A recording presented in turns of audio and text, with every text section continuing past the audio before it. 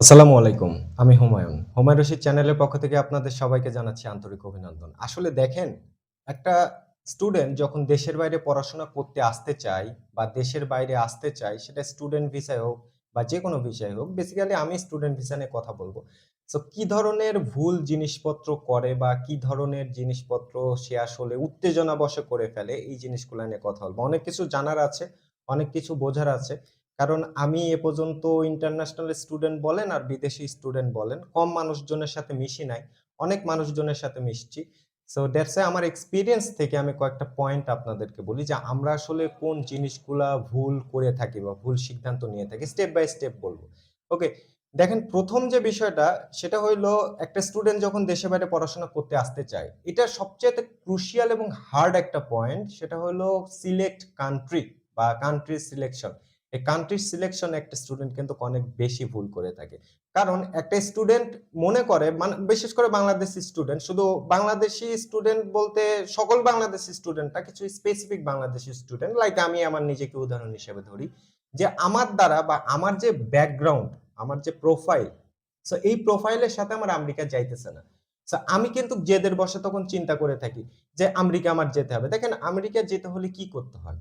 আপনার অবশ্যই রেজাল্ট ভালো হইতে হয়, আপনার আইএলটিএস থাকতে হবে, অনেক ক্ষেত্রে জিআরই দিতে হয়। সো অনেক কিছু কিন্তু ব্যাকআপ আপনার থাকতে হয়। বাট আপনার এর সকল ব্যাকআপ নাই। তারপরে আপনি চিন্তা করতেছেন, ওকে ঠিক আছে, আইএলটিএস নাই, আমি এমওআই দিয়ে চেষ্টা করব।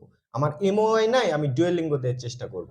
সো দেখেন, আপনি অ্যাজ এ স্টুডেন্ট ১ম এ আপনার উচিত কান্ট্রি সিলেকশন এর আগে আপনার প্রোফাইলের সাথে কোন কান্ট্রিটা যাইতেছে ওই জিনিসটা সিলেক্ট করা। মানে ওই জিনিসটা এনালাইসিস করা। ওই জিনিসটা এনালাইসিস করার পর আপনি দেখবেন যে আপনার প্রোফাইলের সাথে কোন কান্ট্রি গুলা যাইতেছে। ওই কান্ট্রি গুলাতে ট্রাই করা। এক্ষেত্রে আপনি বিভিন্ন এজেন্সির হেল্প নিতে পারেন। লাইক আপনি বিভিন্ন এজেন্সির সাথে কনট্যাক্ট করতে পারেন বা নিজেও অনলাইনে রিসার্চ করতে পারেন। ইচ অ্যান্ড এভরিথিং আপনি কিন্তু নিজেই করতে পারবেন। সো এই ভুল ডিসিশনটা কখনোই করবেন না যে আপনার সাথে যাইতেছে হলো ইউরোপের পর্তুগাল, কিন্তু আপনি চলে যাইতেছেন আমেরিকাতে। ওকে? সো এই জিনিসটা খুবই সুন্দর করে মাথায় রাখবেন কান্ট্রি সিলেকশন এর ক্ষেত্রে।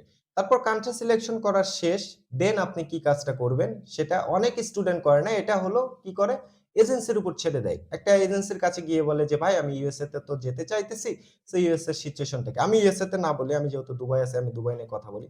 সো তারা কি করে যে এজেন্সির কাছে গিয়ে বলে যে, "দুবাইয়ের সিচুয়েশন কি ভাই?" দেখেন, ওরা তো বিজনেস করে, তাই না? ওরা কি আপনাকে সকল কিছু বলবে? ওরা তো সকল কিছু বলবে না। ওরা তো পজিটিভ কথাবার্তাই বলবে। সেক্ষেত্রে আপনি কান্ট্রি সিলেক্ট করলেন দুবাই। এখন পরের স্টেপটা কি?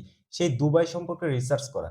এখন দুবাই যারা ওয়ার্ক পারমিট নিয়ে আসতেছে তাদের লাইফস্টাইল দেখে আপনি রিসার্চ করে মানে এক্সাক্ট তথ্যটা পাবেন না। এক্সাক্ট তথ্য পাইতে কি করতে হবে?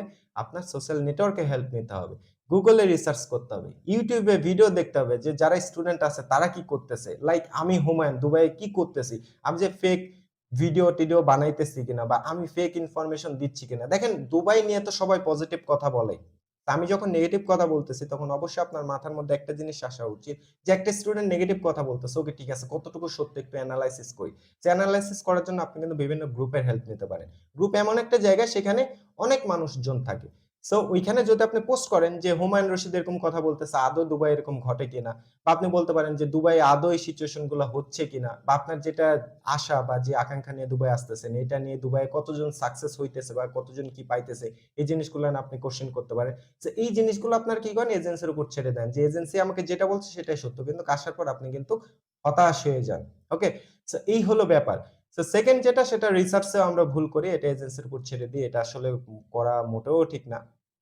পরের যে বিষয়টা সেটা হলো আপনার চলমান রাস্তায় চলা। এটা আমি এর আগের ভিডিওতেও বলছি, কোন একটা ভিডিওতে যে দেখেন, যেকোনো দেশ বা কোন একটা দেশ যখন ভিসা দেওয়া শুরু করে তখন সেটা দিতেই থাকে, দিতেই থাকে।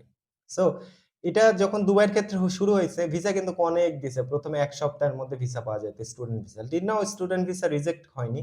কিন্তু বড় প্রবলেমটা হলো স্টুডেন্ট ভিসা পাইতে কিন্তু অনেক টাইম লাগতেছে, এখন সময় লাগতেছে। সো এই যে চলমান রাস্তা, যে মানুষ আপনাকে বলতেছে যে দুবাই আসলে আপনি ক্রেডিট ট্রান্সফার করে চলে যেতে পারবেন, দুবাই আসলে আপনি ল্যাভিশ লাইফ পাবেন, দুবাই আসলে আপনি জব পাবেন, ভাই রিয়েলিটি কতটুকু? বুঝতে পারছেন? যে রিয়েলিটিটা কি? এখানে কি ঘটতেছে? আপনি যে আশা নিয়ে আসতেছেন, এই আশাটার কতটুকু এখানে আসলে পূর্ণ করতে পারবেন? এই জিনিসটা আপনাকে জানতে হবে।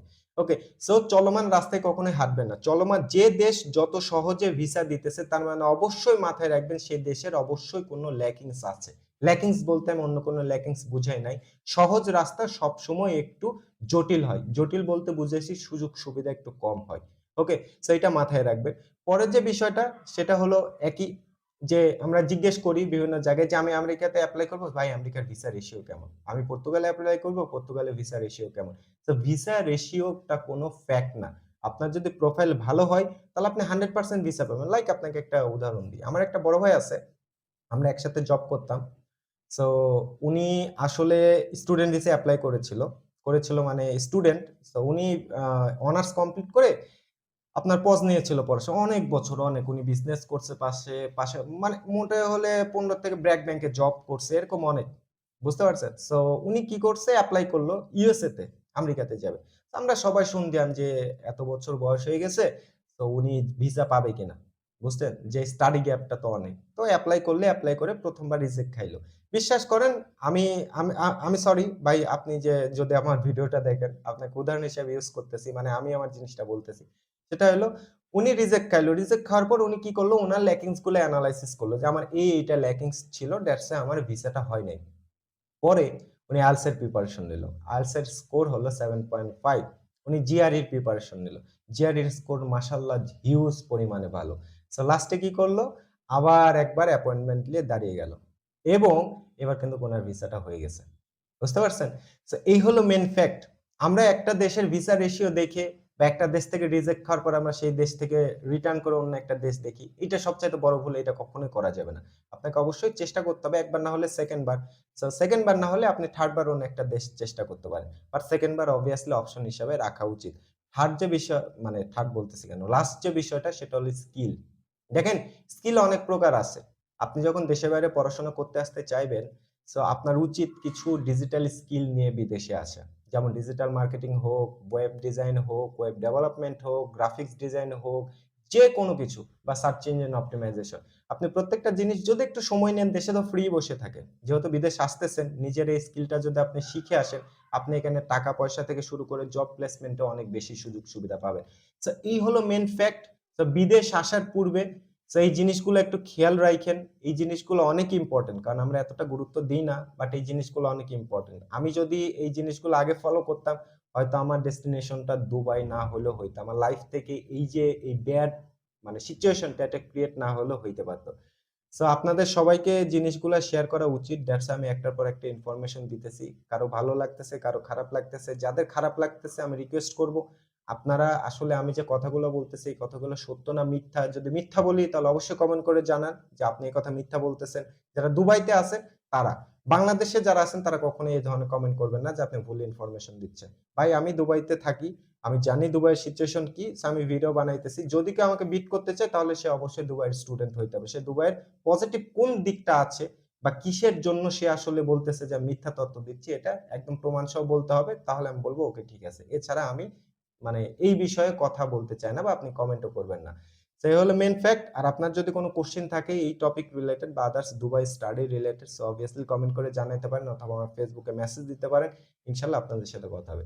সো আজকের ভিডিও এই পর্যন্ত। সবাই ভালো থাকবেন। আবার ভিডিও বানানো শুরু করছি অনেক কষ্টের মধ্যে থেকেও।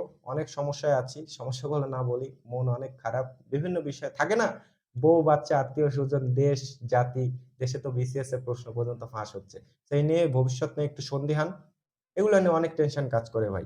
চেহারা দেখে বুঝতে পারতেছেন। তো সবাই ভালো থাকেন। নেক্সট ভিডিওতে কথা হবে। Till now tata.